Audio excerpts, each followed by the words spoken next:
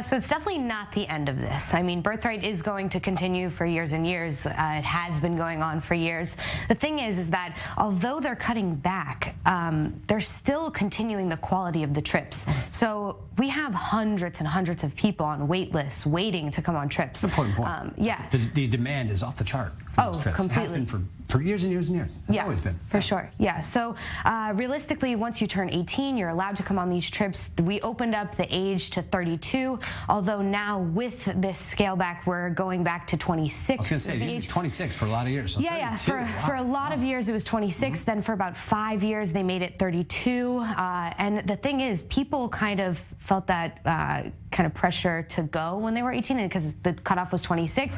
But once they made it 32, people were like, okay, we can wait. But I think Birthright is trying to put that pressure back a bit. And to go back to the impact of this, I mean, the rate of Birthright alumni that get married to other Jewish people is 55%. Is that sounds so simple, and it may seem like an odd stat for us to focus on to some viewers, but that's a major issue in these communities abroad, specifically in the United States. That's simply not happening on a large enough scale. Yeah. People are far less affiliated with anything to do with the Jewish community. Right. So that's one aspect. Yeah. Also, when you go back to the U.S., you hear these people who went on Birthright, and there's a rate of 60% of Jews that went on Birthright work in the community, in the Jewish community. Wow. So they're staying affiliated after Birthright. Mostly, like most Jews, you know, they hear about Israel if they're religious. If they're not religious, they don't have that great connection to Israel. I think you and I both know, too, that it's a direct result of the program. It's a direct result of their experiences on these programs. They, you know, a lot of them come in saying, I don't know anything about who I am or what it means. They leave those 10 days and they're talking a whole different thing, and they're looking at their lives differently. I don't think we're exaggerating to say that's a direct impact of these Birthright trips. Completely. And I don't think people have the idea of what they're about to go into when they get on these trips. The exposure. You know, you pay the $250 deposit, you get it back at the end of the trip, or you can donate, which Birthright might need those donations now. But they go on, and it's a free trip to Israel. I mean, why not, right? And I don't think they realize how much they're going to learn on the trip. They get to see the culture. They get to speak to Israelis. They also get to learn about the conflict. I mean, it's not just don't pull the wool over their eyes. Right. I led these trips for some years before I worked in the news here. I saw that the impact on each individual's face, and I'd say it's a two-way road too, where the Israelis that they bring on, a lot of times there's these programs that are bringing in the soldiers who are the similar or same age Israeli soldiers as these counterparts. It's a two-way road of impact where they're learning about their counterparts abroad. These you know, the foreigners are having their eyes just blown open by the situation here, what's really happening.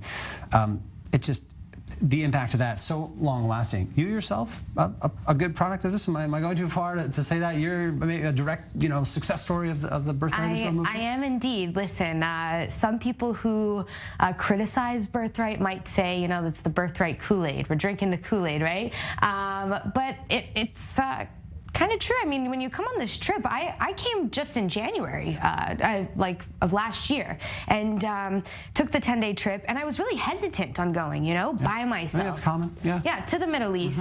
You don't know what to expect. Right. I came out of the trip, I fell in love with the country. I fell in love with the people, the history, the rich culture here, and then I realized, I think I want to come back to Israel. I felt that great connection, which most Jews don't, unless they come here and see it. They can hear about it. You can tell them all you want. Especially when it comes to Israel. It's a muddy subject, okay? They're not getting all good news about this anywhere in the U.S. or anywhere in the world for that matter. So this is the type of opportunity they have to sort of get past what they've been told, what they've been reading, to see for themselves on the ground. And these trips aren't, you know, just propaganda machines. They're not being, you know, funded or run by the Israeli government. And no, this are, especially depending what provider you go with, you get a different experience. But the bottom line is you're getting toured around the country. You're getting exposed to the issues. You're learning about where you belong or what's out there for you. Yeah, even on Birthright, you get to speak to Palestinians. You're getting to speak to everyone. You're getting to speak to the Druze community, the Bedouin community. So it's they're not just showing you one angle of the country. But I mean, nowadays in the U.S., especially in the college scene, there's a lot of pro-Palestinian groups that are, and even Jewish students who are part of these groups, telling you to boycott Birthright. But then, you know, people come on these trips and they see for themselves that but it's not just propaganda. It's not just this drinking of the Kool-Aid type of trip. And it's really fascinating. And people take that and go back to the United States and tell these people. So I think it's really vital for people to experience it themselves.